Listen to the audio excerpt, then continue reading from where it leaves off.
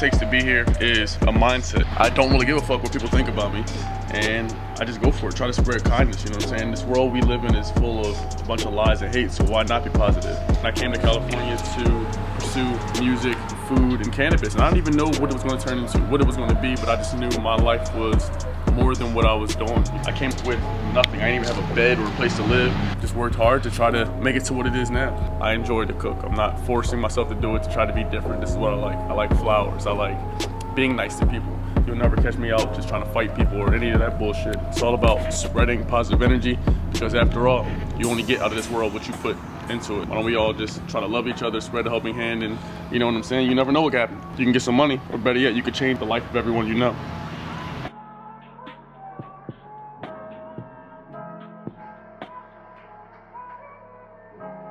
And I promise you, it's not going to be the last time you see me. This is just the beginning. So I suggest you to get a nice joint rolled up and enjoy the ride.